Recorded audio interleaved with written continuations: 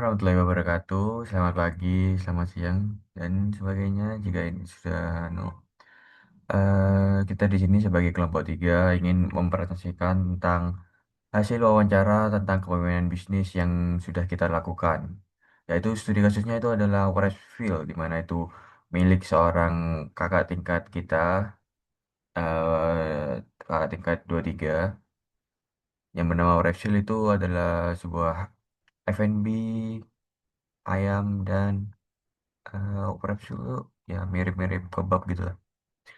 Nah, di sini saya sebagai Tony Rafli Darsono, NIM 187241035 dan teman saya yang akan memperkenalkan dirinya masing-masing. Dimulai dari Wahyudi dulu. Baik, perkenalkan nama saya Wahyudi dengan NIM 187241033. Selanjutnya Perkenalkan nama sesuai saya Muhammad Yasir Arafat dengan NIM 187241061. Dengan saya Adel Fasalmi dengan NIM 187241089. Perkenalkan nama saya Torik Raffi Albani dengan NIM 187241092.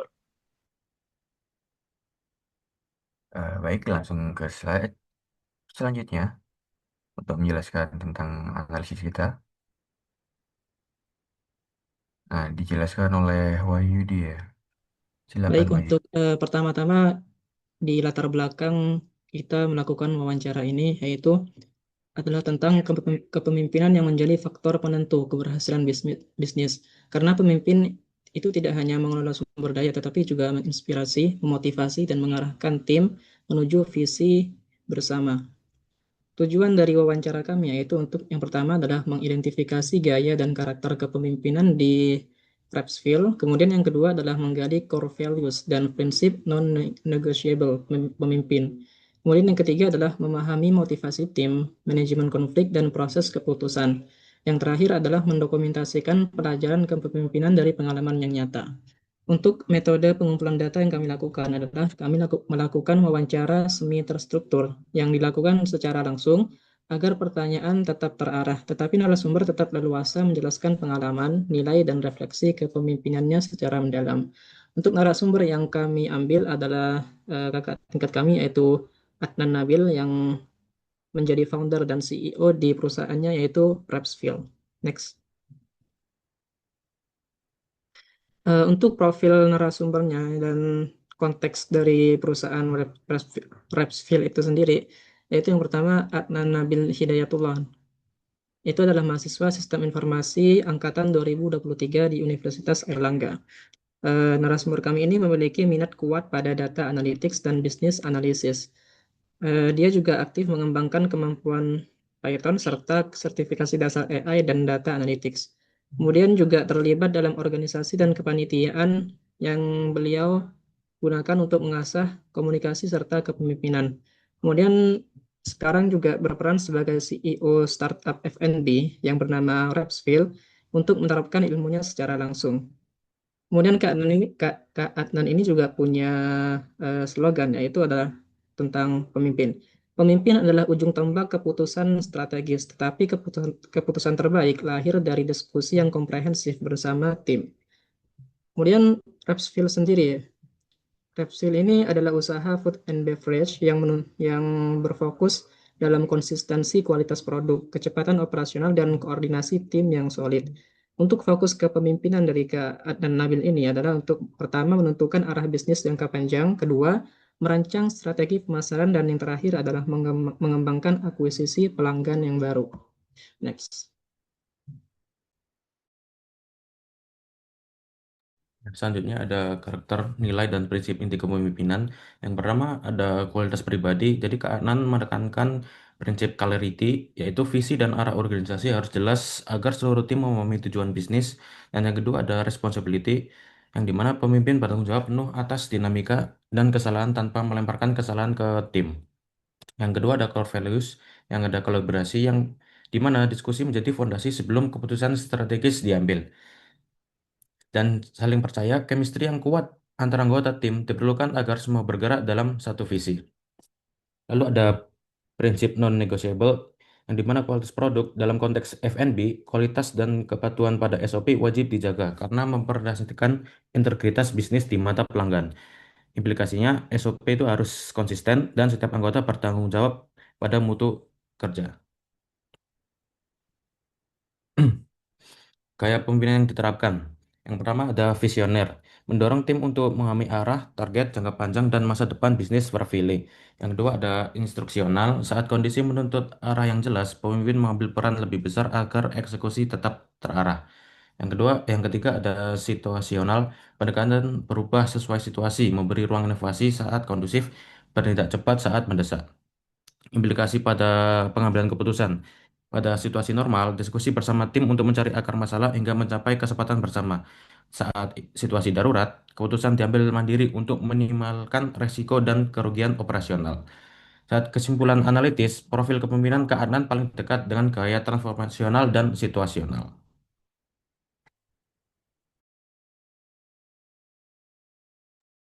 Oke, untuk selanjutnya yaitu bagaimana keadaan memimpin tim. Untuk yang pertama, yaitu mulai memotivasi dari sendiri, yang artinya pemimpin harus lebih dulu termotivasi agar energi positif dapat menular ke tim. Yang kedua, ada memberi target dan reward, artinya setiap divisi diberi tugas yang jelas, terukur, dan diapresiasi ketika mencapai target. Yang ketiga, berperan sebagai fasilitator, yang artinya tim didukung dengan sumber daya yang dibutuhkan, termasuk template kerja agar lebih efisien. Yang keempat, membangun trust melalui transparansi, yang artinya catatan kas dan alasan tiap pengeluaran harus jelas untuk menjaga akuntabilitas. Yang kelima, menjadi penengah konflik, yang artinya mendengar tiap pihak secara terpisah, lalu mempertemukan mereka untuk solusi bersama.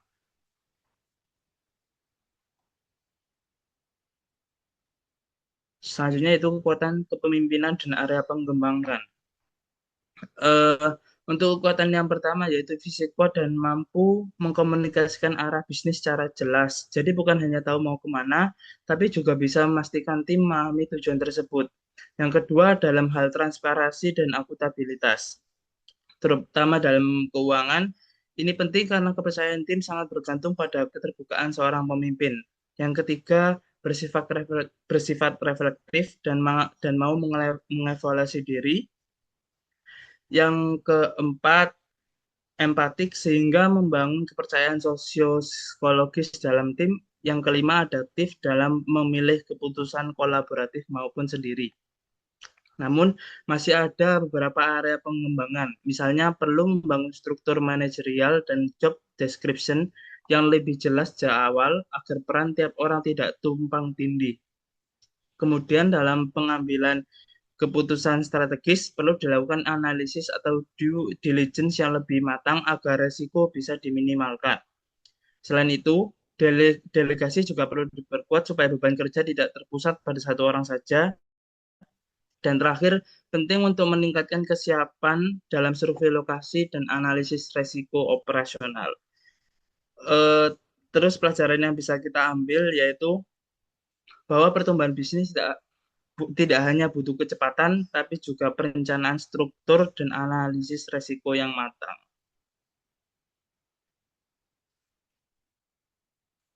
Baik, selanjutnya untuk kesimpulan dan rekomendasi.